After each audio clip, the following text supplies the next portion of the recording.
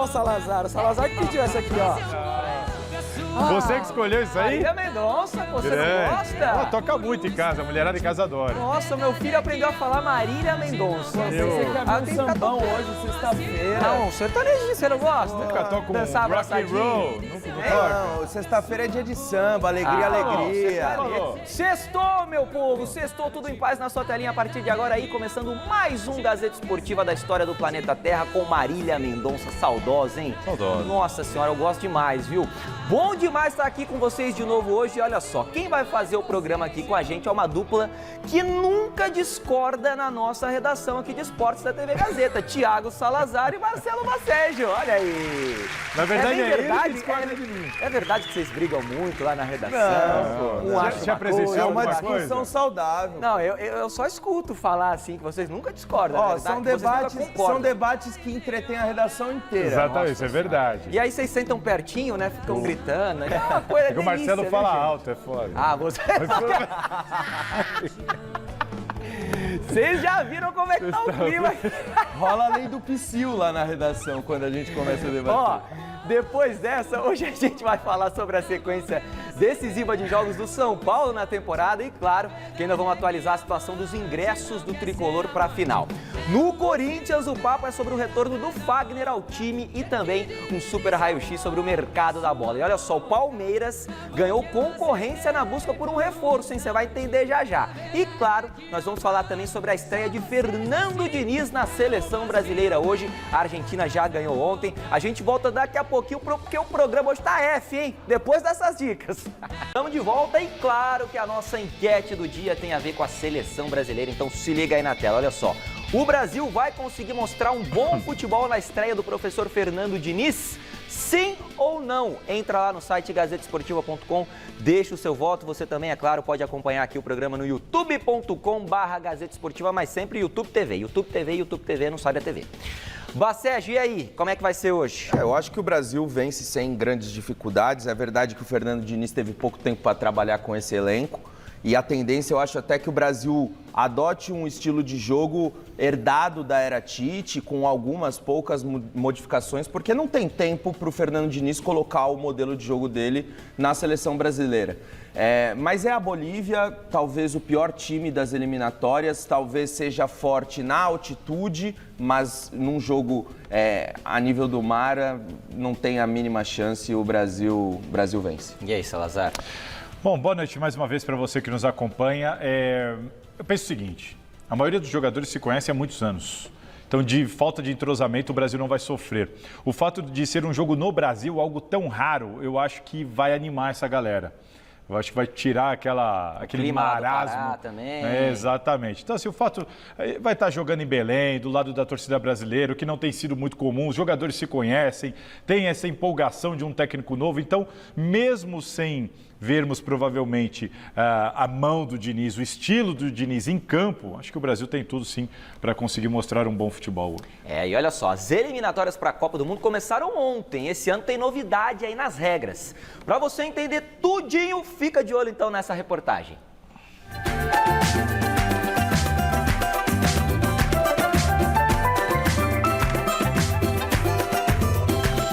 Tem uma coisa que não vai faltar na próxima Copa do Mundo de Futebol Masculino, essa coisa é seleção.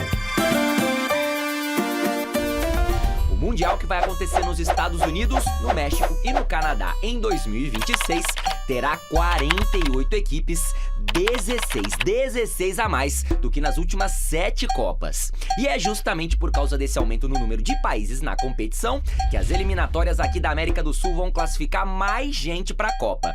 Antes, as eliminatórias sul-americanas garantiam 4 vagas diretas e mais uma de repescagem para o Mundial. Ou seja, dos 10 países aqui do nosso continente, 5 tinham chances reais de disputar o principal torneio de seleções do planeta. Agora serão 6 vagas diretas e mais uma de repescagem, o que significa que quase todo mundo da América do Sul vai para a Copa. A fórmula de disputa segue a mesma. Todos contra todos, turno e retorno. E ó que a primeira rodada começou ontem com 3 joguinhos. Paraguai e Peru, Colômbia e Venezuela e Argentina e Equador. Hoje, o Uruguai encara o Chile, enquanto o nosso Brasil pega a Bolívia em Belém do Pará, no mítico Mangueirão. Se a gente já tinha participado de todas as Copas, imagina agora, meus queridos. Vai ser quase impossível que a nossa seleção não jogue mais um Mundial.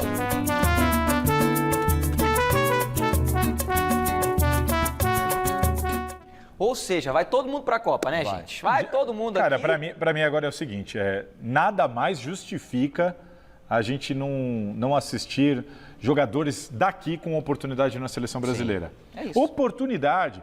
Agora, vou dar o exemplo do Dudu, porque ele, né, acabou sendo meio injustiçado nesse meio caminho. Hoje já deu, passou o tempo dele. Mas a gente podia ter visto, pelo menos, como é que será que o Dudu vai se comportar, né? Sim. Como é que... Poxa, só 3 seleções daqui não vão para a Copa do Mundo. Não dá para, de vez em quando, dar uma oportunidade. Tem que jogar sempre aqueles times como os melhores, que todo mundo sabe que estarão, que vão para a Copa. Pô, não tem mais desculpa para mim. Porque os caras pegam Libertadores, time do Equador, time da Bolívia. Mas enquanto formação de equipe, até que ponto dá uma oportunidade para um destaque do futebol brasileiro que talvez não renda no mais alto nível? Ah, mais alto nível, Peru, Venezuela. Não, mas Bolívia. na Copa do Mundo você não vai Você não disputar mede com nem os essas craques. seleções. Você não mede nem os craques nas eliminatórias. Você não vê o melhor do Neymar nas eliminatórias. Mas hoje os principais jogadores da Colômbia jogam na Europa, hoje os principais jogadores do Uruguai e da Argentina jogam na Europa. Mas os principais são quantos? Cara, no caso do Brasil, quando você pega de 1 a 11, é praticamente os 11. Então, mas mais da metade do time titular de qualquer uma dessas seleções que eu citei Primeiro hoje escalão da Europa? Tem jogador Primeiro na escalão, Europa. você pega lá um time da Colômbia. Vamos lá, os 11. Não, mas tem jogador. Quantos jogam no primeiro escalão da Europa? Talvez não vai ser no top do top. Talvez 2, 3 jogadores no top do top. Mas a maioria vai estar na segunda prateleira do futebol europeu. A diferença continua sendo enorme. O Brasil classifica com os pés nas costas.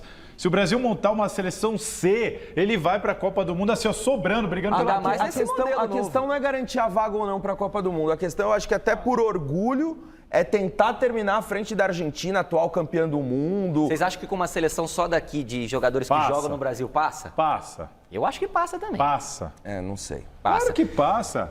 Monta ali rapidinho na sua cabeça, você vai ver. Não passa. Eu também acho que passa. Inclusive, vocês estavam falando sobre melhores jogadores e tal. Ontem a Argentina estreou, né, na eliminatória e a gente tem o gol do Brasil. Vamos seguir o programa aqui, ô diretor. Vamos seguir, olha só. Talvez possa ser o mais decisivo. Não, vamos entrar de novo. Ele só é o mais decisivo. Mas não é o melhor, explica aqui pra ele aqui. Ele só é o mais decisivo, ele falou, viu? Se o seu time tá participando de decisões... Uma Copa do Mundo são 7 jogos. Isso permite que você seja decisivo. Agora, às vezes o seu time não está participando de decisões, não tem como você ser decisivo, embora você seja um goleiro muito bom. Como não tem? Caso, por exemplo, como não tem? O Cássio foi decisivo em títulos do Corinthians e pontos corridos, meu amigo. Era o que tinha sido convocado, o Pérez substituiu o Bento. Isso é um absurdo. O Cássio é mais decisivo que o Bento? O Cássio é o goleiro brasileiro mais decisivo que nós. O Cássio hoje é melhor que o Lucas Perry? Não.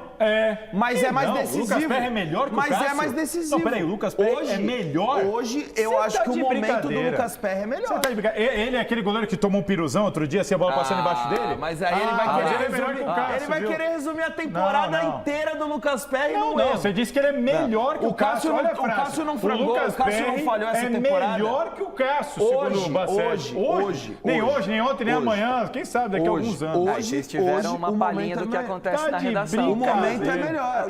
Mas, o Cássio, por que o Cássio tá na seleção? Só é o goleiro mais decisivo, viu? O Perry tá na seleção, o Cássio tá na seleção? Um erro.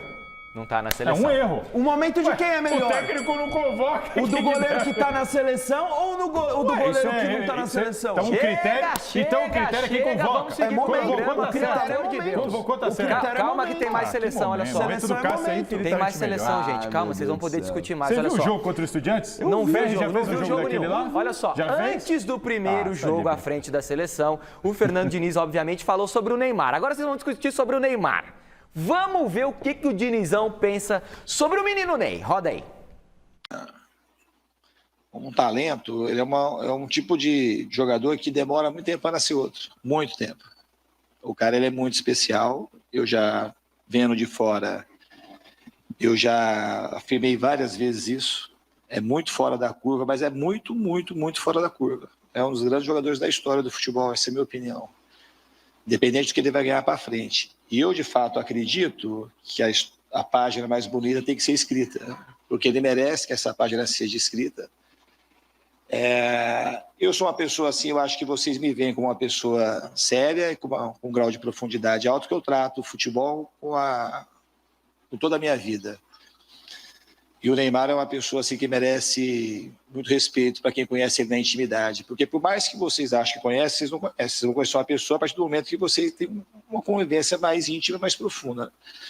E ele é uma pessoa tão boa como ele é como jogador. É um cara bom, um cara generoso, um cara que sabe compartilhar com os companheiros as coisas. Se você perguntar para qualquer jogador que trabalha com ele, eles vão falar que ele é um cara extremamente positivo. Então, eu espero que nesse processo que a gente vai ter junto, ele consiga, de fato, se reconectar com ele mesmo e ele ter prazer e alegria de jogar futebol, que com o futebol ele não tem nenhum tipo de problema.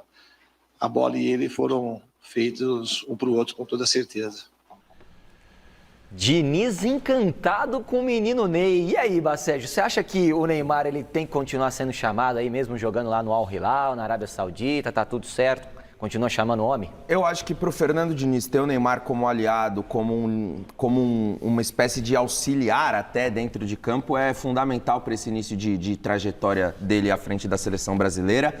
O Fernando Diniz fez ligações para o Neymar, explicando que contava com ele. A gente sabe que teve aquele burburinho, o Neymar será que joga mais uma Copa? Ele não está com muito tesão de jogar uma próxima Copa. Agora já mudou, muito pelos papos que o Fernando Diniz tem tido com o Neymar. O Neymar deve ser titular hoje, mesmo estando ali ainda longe, né, da forma física ideal. O Neymar tem futebol, tem lenha para queimar, é o principal jogador dessa geração. E deve sim ser muito importante para o Brasil nessas eliminatórias. Agora, ele também precisa entregar, né? Porque com moral ele tá com o treinador, tá recebendo um carinho imenso da população paraense. Agora ele precisa começar a entregar. E aí, Salazar? Não, para mim é uma grande decepção essa declaração do Fernando Diniz. Tem uma coisa que eu sempre vou ter uma suspeita por informação e porque é algo que acontece desde lá da época do Pelé, né? Será que o Fernando Diniz tem o poder de não convocar o Neymar? Você acha que ele vai chamar ele de perninha? Não, será? Será que ele tem esse poder? Porque hoje, gente, o futebol é negócio. Hoje, tem muita gente que investe dinheiro na seleção brasileira. Que quer o Neymar lá. Sim. Isso acontece, há muitos anos. O Santos, quando viajava com o Pelé e fazia excursão, era um valor com o Pelé e um valor sem o Pelé. A gente sabe disso. Então, eu não sei até que ponto um técnico de seleção brasileira, qualquer um, tem a autonomia para falar, não vou levar o Neymar. Eu não sei até que ponto. O Diniz, ele é um cara muito honesto. Se ele falou aquilo, eu acho que ele pensa exatamente aquilo. Também acho. E aí eu não concordo. Será que a gente tem que ficar insistindo? O Neymar foi disparado o melhor jogador dessa geração, disparado, assim, anos-luz na frente do segundo. Mas até que ponto ele ainda agrega? Dentro de campo eu estou falando. Até que ponto? O Neymar joga numa liga de segundo escalão na Europa há 6 anos. Agora ele vai para a Arábia Saudita. Não é nem para a Arábia Saudita, perdão. É a Arábia Saudita. Ele vai para a Arábia Saudita. Qual é o nível? O que esse jogador quer para a carreira dele, para o futuro dele, indo para a Arábia Saudita com 32 anos de idade? Outros craques também estão indo em final de carreira. Então, assim, está na hora, na minha opinião, da seleção virar a página. O Neymar é um grande jogador, teria muita lenha para queimar, mas para mim, passou. Está na hora da seleção virar a página e seguir sem o Neymar. E olha só, agora é a hora de dar aquele recado mais do que especial para você que está acompanhando o Gazeta Esportiva, porque as inscrições para a corrida de São Silvestre estão abertas. Corridinha, tem que ter. Corridinha. O microfone vai cair. Com esse tênis aí, o microfone vai cair, não caiu. Vai sofrer lesão.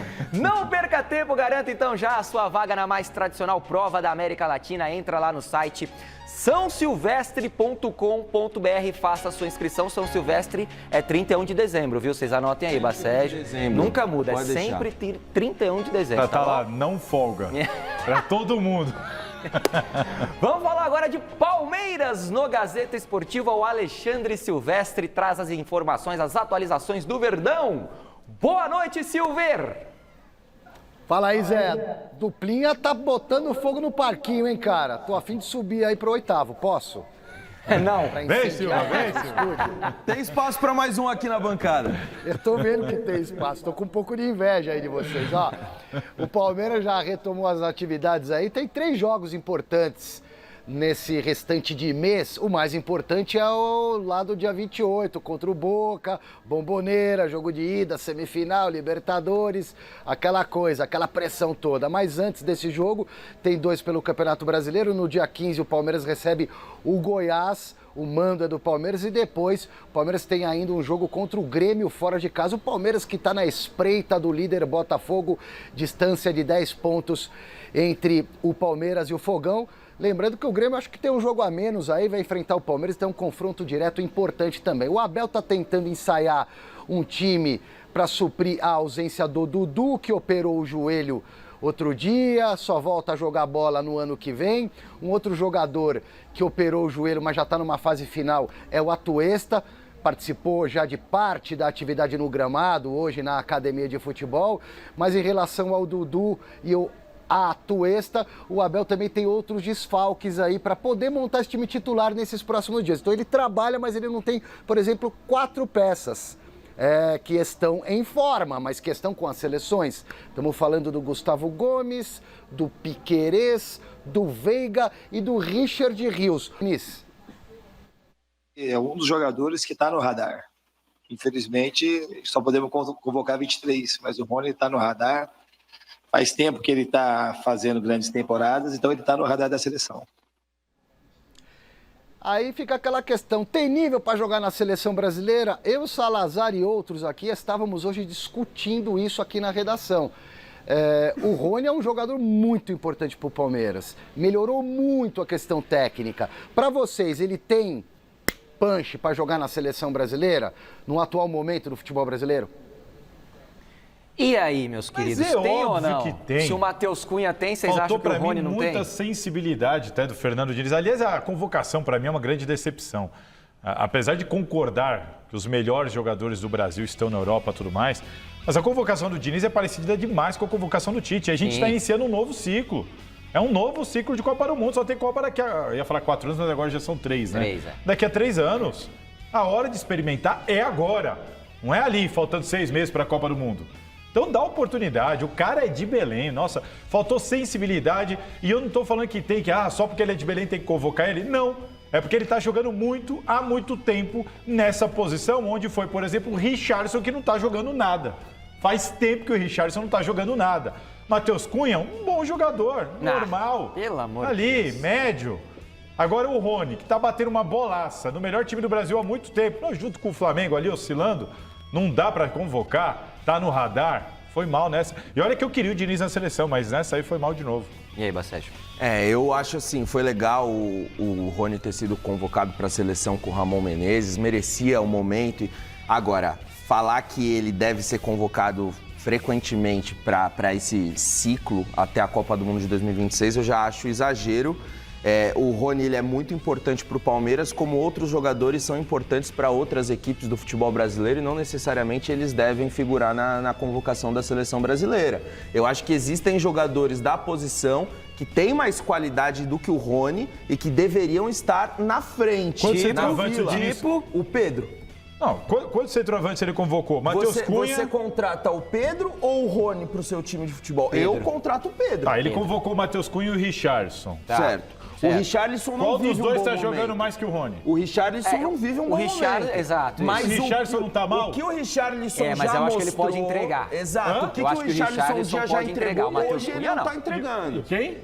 Matheus Cunha, não. o Matheus Cunha eu nós acho estamos questionando injustificado. os dois convocados. Mas o E o Richarlison- Rony comendo a bola no Palmeiras não pode ser convocado para pelo menos ser experimentado. Vai lá, deixa o cara, ele tá bem, os outros estão mal. Faltam 3 anos para uma Copa do Mundo, o jogo é em Belém. Vamos pôr o cara ali. Aí vai que ele entra, joga bem, marca gol. Você já ganhou uma opção a mais. Pô, para mim faltou muita sensibilidade. Ó, vamos mudar de assunto e passar para o Corinthians agora. O Salazar aqui com a gente vai falar como tá a situação do Fagner. Já tem data aí para ele voltar, ô Salazar? Rapaz, o Fagner teve uma lesão na panturrilha esquerda, como a maioria das pessoas deve lembrar, e a informação que eu tive de bastidor é que ele provavelmente vai estar à disposição do Vanderlei Luxemburgo na primeira partida após a data FIFA, dia 14, contra o Fortaleza, lá no Castelão. Ele já está trabalhando com bola, ainda não com um grupo totalmente liberado, mas o jogo é só dia 14. Até lá, acredita-se que o Fagner vai estar à disposição, José Paz. E aí a pergunta que fica entre todos é: volta como titular? Ah, eu acho que não vai voltar, não. Você acha que volta? Porque é o seguinte, o Fagner, para quem não lembra, ele faz uma temporada ruim, principalmente atrás, nem tanto na frente, mas muito atrás. Ele perdeu a vaga de titular para o Bruno Mendes, que é zagueiro e nem queria jogar na lateral. Mesmo assim, o Vanderlei Luxemburgo ali estava trocando, revezando, mas na hora do vamos ver mesmo, dos jogos grandes, contra o São Paulo no Morumbi, por exemplo, o Vanderlei foi lá e Bruno Mendes. Sim. Fagner no banco. Ele não está bem mesmo, e aí depois teve a lesão. Só que o Bruno Mendes também não respondeu bem nos últimos jogos. Vinha apresentando um bom futebol lá, ganhou a vaga, mas aí nos últimos jogos ali, contra o Estudiantes principalmente, sofreu bastante. E a pergunta que fica, e agora? E o Vanderlei Luxemburgo, o que ele faz dia 14? Volta com o Fagner ou não? Bacégio que vai responder. Cara, eu voltaria com o Fagner. Eu acho assim, o Fagner, ele apresentou algumas falhas, sobretudo defensivamente, mas ele sempre foi muito bem. Até nessa fase ruim dele no Corinthians, ele sempre se destacou bastante pelo apoio, pela participação ofensiva. Por que não trabalhar com o Fagner como um ala pela direita, dando mais liberdade para ele atacar? Ele tentou e não deu certo. E talvez menos responsabilidade defensiva, tendo o Bruno Mendes como um zagueiro pela direita. Mas ele fez isso em alguns momentos, deu muito errado. Mas será que se não trabalhar, ele chegar a trocar no melhor... intervalo já mudado? Teve um jogo contra quem foi, meu Deus, Mas será eu não que lembro. não é falta de treinamento? Aí é um problema do Luxemburgo durante que a gente data pode FIFA, questionar. Durante a data FIFA, você tem período suficiente para tentar trabalhar esse esquema mais ou menos, com mais calma. Mais ou menos, porque olha, o Fagner você não vai aproveitar muito nessa data FIFA. Ele está se recuperando de uma lesão. O Renato Augusto está se recuperando de dores. O Matias Rojas, o Moscardo e mais um. E o Bruno Mendes não estão lá também, cada um numa seleção. Ou seja, você não consegue trabalhar isso. E quando ele tentou com 3 zagueiros, deixando o Fagner um pouquinho mais de ala, só deu certo contra o Galo naquele jogo da classificação nos pênaltis. Todos os outros deu errado, tanto que ele abandonou essa questão de 3 zagueiros. Quer completar?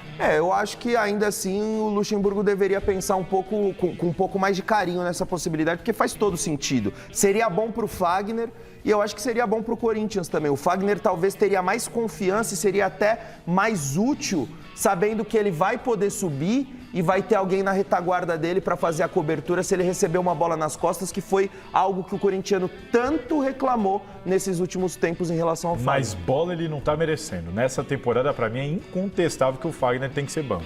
Até mesmo do Bruno Mendes. Vamos aguardar então. Olha só, o técnico Diego Aguirre tem nova opção para escalar o Santos na volta do Campeonato Brasileiro. O atacante Alfredo Morelos já teve a situação regularizada na CBF e está à disposição para estrear pelo Peixe. O colombiano de 27 anos chegou a Vila Belmiro depois de passagem pelo Rangers da Escócia. E dá para avaliar, Bacégio, o Rangers da Escócia?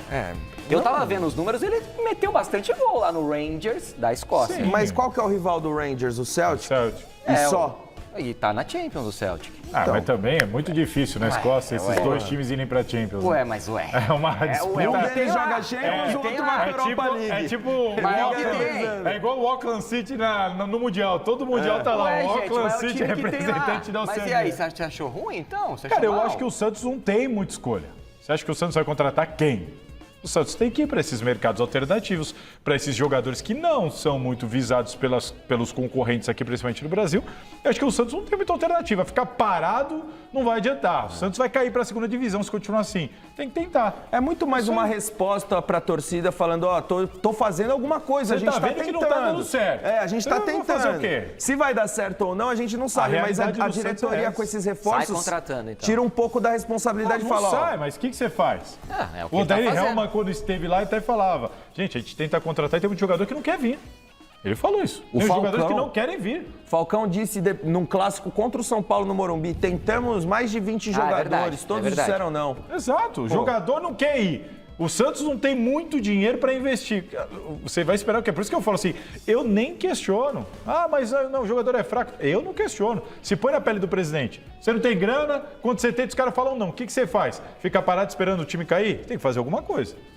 E olha só, a história dos ingressos do São Paulo, meu Deus, continua rendendo, hein? Vamos lá, trazemos aqui agora, vamos trazer minha amiga Marina Buffon para a conversa. Chega mais, boa noite. Como que tá essa situação aí, minha querida? Fala, Zé, boa noite pra você, pra todo mundo que tá acompanhando a gente. Pois é, né, vim falar de ingresso de novo, porque ainda tem muito torcedor do São Paulo reclamando. A gente tá falando dos ingressos da final da Copa do Brasil contra o Flamengo, aqui no estádio do Morumbi, em São Paulo. E a gente sabe, ontem eu falei aqui com você, né, Zé, sobre os ingressos terem se esgotado, que de fato aconteceu. Ontem, o sócio torcedor do Plano Diamante teve acesso primeiro, como prioridade ali, para comprar os ingressos. O que acontece? Esgotou completamente todos esses ingressos, com muita gente reclamando sobre conseguir ou não conseguir comprar sendo sócio Diamante, né? A gente entrou em contato com algumas fontes ali dentro do clube e conseguiu atualizar alguns números que a gente trouxe ontem. Então é o seguinte, no momento são mais ou menos 64 mil sócios torcedores do São Paulo, sendo que de 23% a 25%, mais ou menos aí 16 mil, são desse Plano Diamante que dá essa quantidade de benefícios aí. Um desses benefícios é você poder comprar um ingresso para você, que é o sócio titular, a 30 centavos e outros 4 ingressos a preço cheio do setor que você escolher. Então, fazendo aquela conta básica que a gente fez hoje, atualizando os números hoje, se cada um dos sócios Diamante comprou 5 ingressos, são 80 mil ingressos, né, minha gente? Isso significa o quê? Nem mesmo os sócios torcedores do plano mais caro do São Paulo conseguiram comprar, nem todos eles conseguiram comprar aí esse ingresso para essa final. Lembrando, não tem carência, tá, gente? Então, por exemplo, se você tem o sócio Diamante há 15 anos ou há 15 dias, é a mesma coisa, você não tem prioridade, você simplesmente vai lá e tenta comprar o seu ingresso. Isso muita gente estava reclamando também, que tem esse sócio há muito tempo e não conseguiu adquirir esse ingresso, tá? Então, a gente só vai relembrar aqui rapidamente o caminho do São Paulo. Então, São Paulo abriu ontem, às 10 da manhã, um pouquinho antes, segundo alguns torcedores, para o Plano Diamante. Esgotou em pouquíssimas horas com muitas reclamações. Às 6 da tarde de ontem, o São Paulo abriu o setor popular das arquibancadas para todos os sócios torcedores, não só do Diamante, de todos os sócios torcedores. Esgotou em poucos minutos aquilo que tinha disponível. E hoje cedo abriu para público geral os ingressos que tinham voltado para o sistema, naquele esquema, né? Não conseguiu comprar, voltou para o sistema. Quem deu sorte conseguiu pegar. Nesse momento, se você entra na plataforma de acesso ali para tentar comprar o ingresso, não tem nem mesmo arquibancada, nem mesmo camarote de ídolo, que é mais de R$2.000.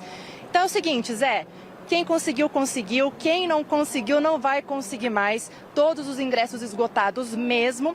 E na segunda-feira vai haver uma reunião entre a diretoria do São Paulo e a Polícia Militar para tentar estender um pouquinho o prazo de retirada dos ingressos físicos. Lembrando, né? Todo mundo vai ter que retirar o ingresso físico. Comprou online, tem que apresentar o físico não só para entrar no estádio do Morumbi, mas para acessar o entorno do estádio também.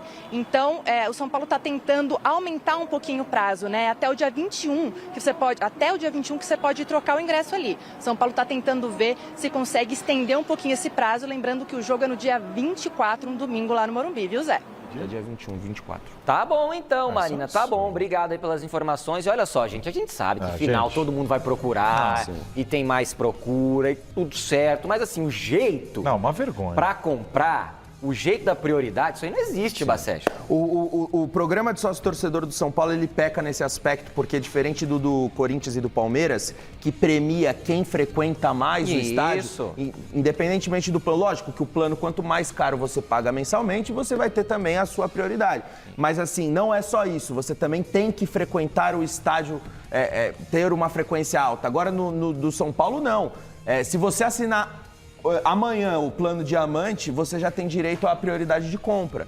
Então isso fez com que muita gente assinasse o Plano Diamante só para poder comprar o ingresso. Tudo bem, você tem uma fidelidade de 3 meses, eu acho, que você não pode cancelar o plano, mas você acaba talvez deixando de lado aquele torcedor que esteve no Morumbi lotando o estádio durante todo o ano e justo no jogo mais importante de 2023 é deixado de lado em detrimento da parte financeira.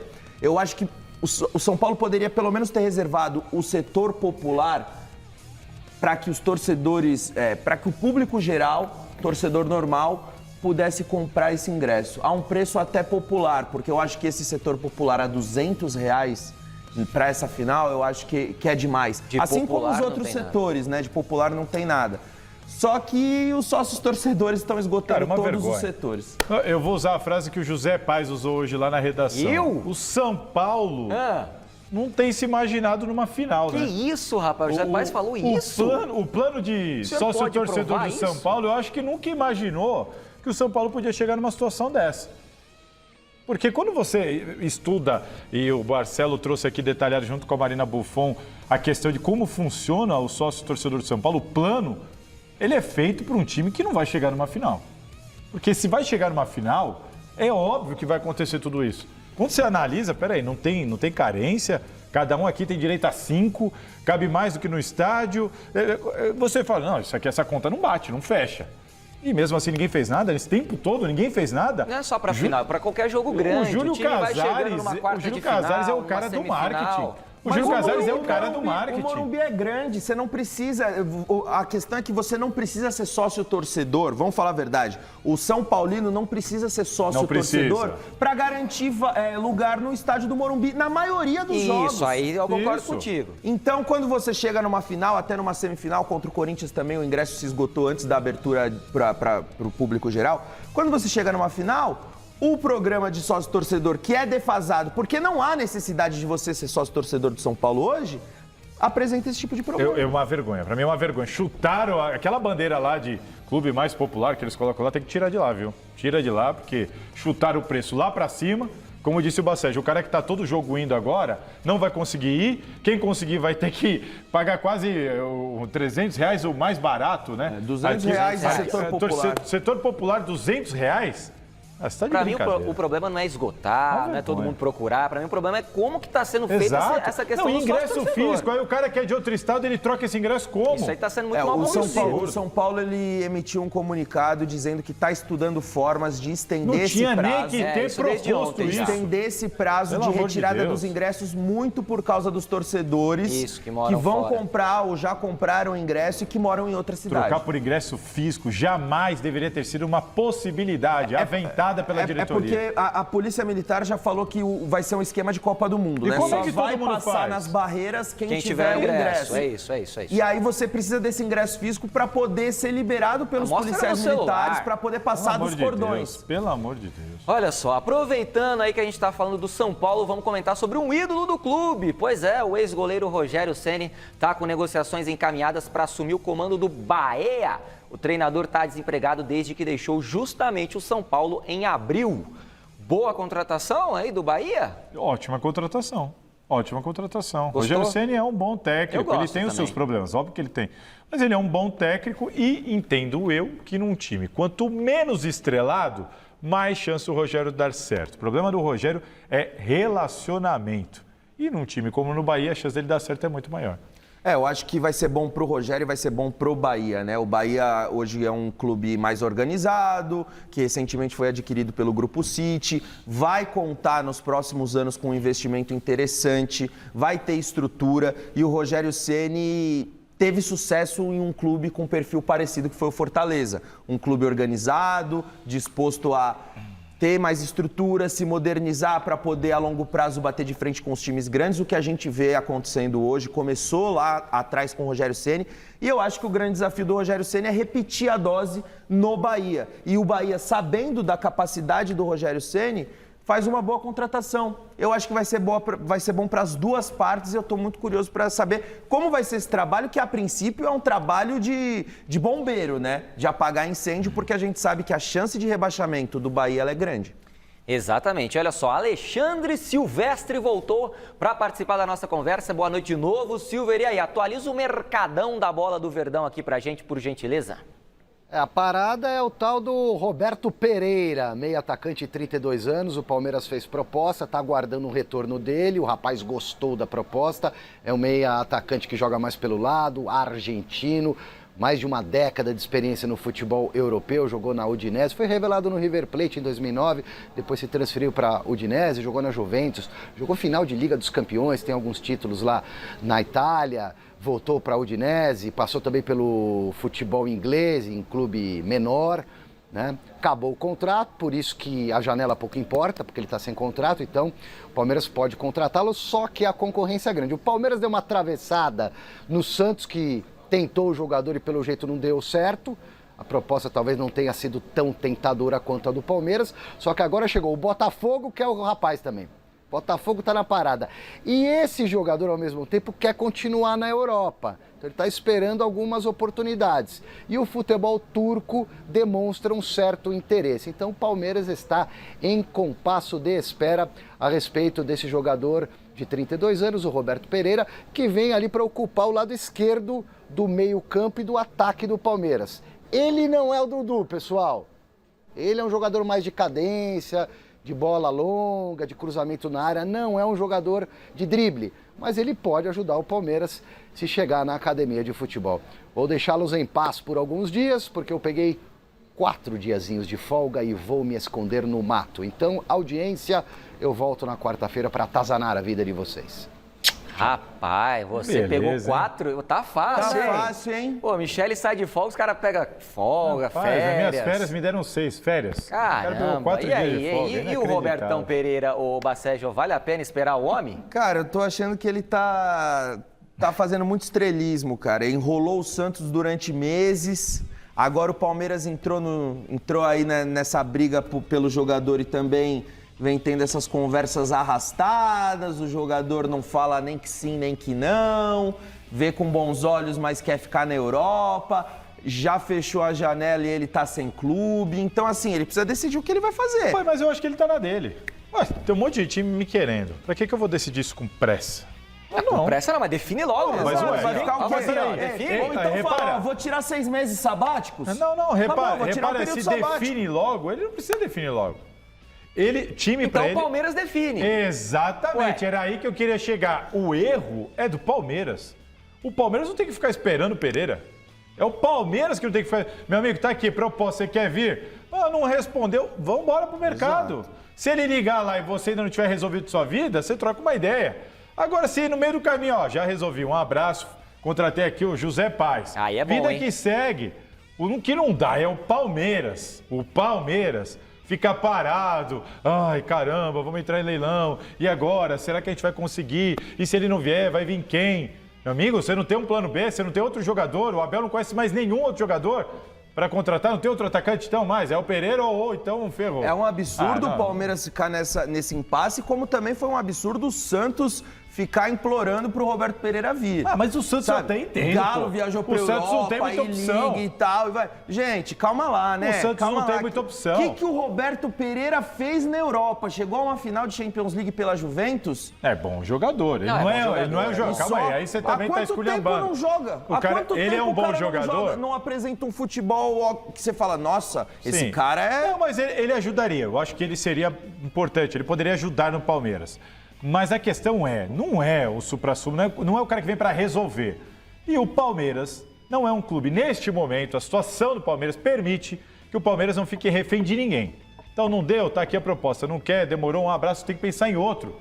Não dá pro Palmeiras ficar... Ele tá na dele. Ué, eu posso esperar, ver se vai vir alguma coisa da Europa. No Brasil tem 2 times, na Turquia tem mais um. Ele não precisa ter pressa. Eu não julgo a demora dele. Ele tá de boa. Ele tá de boa. tranquilão. Agora o Palmeiras é que me surpreende o Palmeiras ficar aí se amarrando por causa do Pereira. Voltamos a falar então com ela, Marina Buffon. Depois desse período aí sem jogos, o Tricolor vai encarar uma sequência importante de partidas. O que a senhora traz para a gente aqui no Gazeta Esportiva? Então, Zé, vamos deixar de lado aí as finais da Copa do Brasil para falar de Campeonato Brasileiro. Afinal, São Paulo está ali na 11ª posição nesse momento, na zona de classificação da Sul-Americana, é verdade, mas a gente sabe que o que o time quer mesmo é uma vaga na Libertadores do ano que vem, e caso não vença a Copa do Brasil, que dá essa vaga direta, vai ter que suar aí, né, Zé? Então não pode esquecer do Campeonato Brasileiro, não. Essa semana, você, querido Zé, esteve lá com o Lucas Moura numa entrevista que ele deu aqui perto da gente, e ele falou exatamente sobre esse mau desempenho fora de casa que o São Paulo tem com o Dorival Júnior. Vamos ouvir rapidinho o que o Lucas Moura falou. É um ponto que a gente tem que melhorar e melhorar bastante, né? A gente sabe da nossa força no Morumbi, né? E os resultados têm acontecido no nosso estádio, mas a gente tem que equilibrar isso fora também, que é importantíssimo. É difícil achar uma explicação, muitos jogos, viagens, mudança de time também, né? Que isso às vezes acaba afetando, né? O entrosamento, tudo. Mas independente disso, acho que não é desculpa, a gente tem qualidade para conseguir os melhores resultados fora de casa, mesmo com a equipe modificada. E a gente tem que melhorar, cara. A gente tem conversado bastante disso, né? Espero aí que nessa volta a gente já contra o Inter a gente já consiga demonstrar aí uma outra atitude e consiga um resultado positivo. Exatamente, concordo com o Lucas, né? O São Paulo tem toda a qualidade aí para conseguir bons resultados fora de casa. Até porque com o Dorival foram 9 jogos no Campeonato Brasileiro longe do estádio do Morumbi, 5 empates, 4 derrotas, nenhuma vitória ainda. Quem sabe então, contra o Internacional, que vai ser agora no dia 13 de setembro, no retorno da data FIFA, o São Paulo consiga esses 3 primeiros pontos fora de casa pelo Brasileirão. No entanto, caso isso não venha acontecer, vai conseguir um respiro na tabela, porque terão 3 jogos no Morumbi. Então vão ser jogos contra o Fortaleza, vão ser jogos contra o Coritiba naquele jogo atrasado, né, que seria no domingo, aí por conta do derby acabou sendo atrasado para o dia 27 de setembro. Ainda tem um jogo, um clássico, um majestoso contra o Corinthians também no estádio do Morumbi, e aí concluindo essa sequência de 5 jogos seguintes aqui do Campeonato Brasileiro, fora contra o Vasco da Gama, o seu Vasco da Gama aí, viu, Zé? Então é isso, vamos ver se o São Paulo consegue esse respiro com esses jogos em casa, mas precisa voltar a vencer fora também, né, Zé? Pois é, Marina, eu já falei aqui no Gazeta Esportiva que o São Paulo é o time home office, né, só trabalha em casa. O Salazar não concordou. Mas e aí, esses números no Campeonato Brasileiro? O senhor ficou bravo comigo quando eu disse? Eu? O senhor estava aqui na bancada. O senhor está me confundindo com alguém. Você me criticou. Olha. E agora eu quero que você fale aí, ó. Com esses números. Não sei, acho que ele está me confundindo com outra pessoa. Não, Thiago Salazar. Como que eu vou discordar de uma coisa que é fato? O São Paulo não ganha de ninguém fora de casa. Eu ia discordar como? O senhor discordou, exatamente. Não dá pra entender o senhor. Tá me confundindo. Essas maluquices assim é com o Baceja aqui, cara. Esquece. Meu Deus do céu. Eu jamais ia discordar disso, porque para mim é exatamente isso que a Marina trouxe. O São Paulo corre um seríssimo risco. Primeiro que eu acho que o São Paulo não é o favorito na final da Copa do Brasil. O Flamengo é melhor que o São Paulo. A tendência é o Flamengo ser campeão. O São Paulo pode ser campeão? É claro que pode, o jogo vai ser difícil e tudo mais. A tendência, pelo Flamengo ter melhores jogadores que estão juntos há mais tempo, é o Flamengo ser campeão. E aí você fica, cara, jogando tudo na Copa do Brasil, de repente não ganha, como a Marina disse ali. Como é que você faz no Brasileirão desse jeito? Vai o quê? Em outubro tentar correr atrás? A sorte do São Paulo é que o Brasileirão no final, o G4 vira, né? G7, 8, 9. Então, ainda há chance. Mas, por exemplo, eu já acho muito difícil o São Paulo não jogar uma pré-Libertadores, que é ruim. Não é pré-Libertadores, mas é aquela primeira fase, logo no comecinho do ano e tudo mais. É algo para se atentar, porque olha, mudou o técnico, o time melhorou e tudo mais e continua não ganhando fora. E aí, Baceja, Flamengo favorito em segundo. Você não acha? Você não acha o Flamengo favorito? Não, eu não tenho que achar nada. Vocês que estão comentando aí, ué. Queira ou não, o Flamengo tem mais elenco, vive um momento instável com o Sampaoli, mas são jogadores acostumados a decisões, já foram campeões de tudo, ganharam a Copa do Brasil ano passado, ganharam Libertadores, enfim. O Flamengo, na minha opinião, também é o favorito para essa partida. E no Campeonato Brasileiro, o São Paulo está colhendo os frutos de entrar na competição com um time alternativo por priorizar as Copas. É isso. E eu acho que o São Paulo, na iminência de talvez disputar uma final de Copa Sul-Americana, que tinha a faca e o queijo na mão para isso, e também por ter chegado longe na Copa do Brasil, não tinha como ser diferente.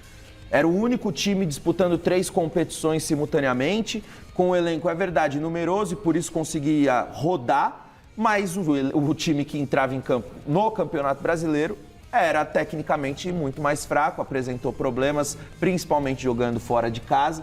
E o São Paulo agora tenta, talvez, até com um time mais forte, né? Com jogadores que costumavam ser poupados no Campeonato Brasileiro, talvez possa conquistar um primeiro resultado fora de casa contra o Internacional. Vamos ver. Tempo o Dorival Júnior está tendo para trabalhar. Vamos ver se o São Paulo vai corresponder nessa volta da temporada. Pois é, bora voltar a falar do Corinthians aqui, né? Tem mais Corinthians no Gazeta Esportivo. O Salazar vai falar pra gente agora sobre a grana que o Timão já recebeu com as negociações da temporada. É isso, Salazar? É isso, meu amigo. Que a gente escuta muito os torcedores falando, né, das vendas e tudo mais. Então vamos simplificar e mostrar numa telinha. Trouxe bastante coisa para você ler aí para o nosso telespectador. Então vamos lá, as vendas em 2023, é isso? Lucas Piton, 16 milhões de reais foi lá pro Vasco por 60% do jogador, né? O Corinthians mantendo aí 40% do Piton. O Pedro, 46, quase 47 milhões na venda do Pedro, e aí o Corinthians manteve 30%. E o Mantuan, quase 11 milhões, 10 milhões 400 mil reais, e o Corinthians mantendo 40% do jogador. A gente pode, vamos ainda tem mais, claro, vamos de 3 em 3, porque o nosso diretor gostaria que a gente avaliasse. Né? Ah, então bora. Vamos embora, ó. Lucas Piton, para mim, excelente negociação. Excelente negócio. 16 milhões, ainda manteve 40%. Sim. Né? O Pedro, o Corinthians, além de ter ficado ali com quase 50 milhões de reais, manteve 30. Que não é pouca coisa, tratando-se de um jogador com tanto potencial, atacante. O Corinthians ainda pode lucrar mais e manteve o jogador. Interessante dizer isso. É que deu azar dele se machucar, né? Uhum. Mas manteve o jogador aqui ainda, né? E o Mantuan que, gente, o Mantuan tem, se eu não estiver enganado, 3 ou 4 cirurgias no joelho. Isso aí foi excelente. Entendeu? Para mim, grande negócio. 40%, 10 milhões. Para mim também, nessas 3, eu fecho. E aí, Bacete, concorda? Não, eu concordo, mas talvez a do Mantuan eu pouco? ainda pense... Não que seja pouco pelas circunstâncias, 3, 4 cirurgias no joelho, mas é um jogador que tinha acertado o Corinthians, né, nas chances que ele conseguiu ir para o jogo e tal, até num momento difícil do Corinthians na temporada. Então, talvez, por mais que ele seja um cara com um histórico grande de lesões, talvez ele pudesse render mais ao Corinthians e ser negociado até por um valor maior. Mas é aquilo, a gente nunca sabe o que vai acontecer. Mas, de certa maneira, as três vendas, as 3 primeiras vendas que a gente mostrou são bem boas. Sobretudo pela manutenção de parte dos direitos econômicos. Então vamos seguir aí, diretor, na outra telinha que o senhor preparou para a gente. Olha aí, Roger Guedes, 19 milhões, isso aí, 19 milhões, manteve 40%. Aí tem o Murilo, né? Corinthians vendendo por 64,4% e vendeu 80%, manteve 10%, é isso ali? Isso, é isso aí. E os outros 10 estão com quem? Não, a questão é o seguinte, o Corinthians detinha 80. O Corinthians vendeu por esse valor pelos 80, só que lá colocou uma cláusula. Então o Corinthians não segurou nada, entendeu? Entendi. O Corinthians vendeu seus 80, só que colocou uma cláusula lá, ó, numa futura venda 10% é nosso. Ah, entendi. Entendeu? Tem o Adson ali, né, para finalizar, diretor. 27 milhões de reais e o Corinthians mantendo aí 20% do atleta. O que você achou dessas negociações aí? Para mim, a única que a gente pode ponderar, porque o Murilo, para mim, não tem o que falar. O Murilo é a maior venda da história, tratando-se em moeda real, né? Falando de reais, é a maior venda da história de um zagueiro que saiu daqui. Mas não tem o que falar, um jogador que em pouquíssimos jogos rendeu tudo isso ao clube. Mas a gente tem que analisar devagar esse valor aí, porque a gente sabe que o real, tal, passa sim, em real, o Roger Guedes, que muita gente pode falar, poxa, mas só isso pelo Roger Guedes? O Corinthians não pagou nada para ficar com esses 40%. Então é só lucro. O Corinthians não pagou nada. O Corinthians ganhou 40% ali quando assinou o contrato. Então lucrou sem investir nada. Teve um cara que ajudou muito aqui, só que tinha um combinado, tinha um acordo. Isso. Eu te dou 40%. Quando vier uma proposta que eu quiser ir embora, você me libera. Então não cabia para o Corinthians ali segurar. E o Adson? O Adson, para mim, boa venda também, tá? Já há um bom tempo no profissional, ainda segurou 20%, quase 30 milhões de reais no bolso. E aí, Bacete? Financeiramente, um ótimo negócio. Não tem o que falar. O Corinthians faz caixa, precisa e ainda mantém uma boa parte de todos esses jogadores. Agora, esportivamente... Exatamente, aí complica. É complicado a gente falar, né? Qual que é o impacto da saída do Roger Guedes, o principal jogador do Corinthians no ano? O Adson também oscilou bastante, mas entrou muito bem em alguns jogos, foi importante em clássicos. Murilo, espetacular, absurdo. Então, assim... esportivamente falando, eu tenho minhas ressalvas, agora financeiramente, perfeito. Ainda teve Gabriel Ainda teve Pereira. essas duas aí, né? Quase Bastou, 5 né, milhões o com um, Salazar? quase 8 milhões com outro. Aí a solidariedade, né? Eles foram negociados no O mercado. Malcom foi lá pro Al Então aí, Hilal. pingou. A Aí não Arábia tem nem o que dizer ali. Saudita, a Arábia Saudita causando esse impacto. Olha lá, né? Yuri Alberto. meu Agora eu amigo. quero ver. É, Yuri o Alberto. Yuri Alberto é aquela conta, né? Como o Corinthians ficou com 50%, valia na época 12,5 milhões de euros, o Corinthians cedeu ali uma 44 do Robert Renan, ficou com 11, cedeu os 90 do Queiroz, 50 do Mantuan e 10% de uma futura venda do Ivan. Para mim, também gosto desse negócio.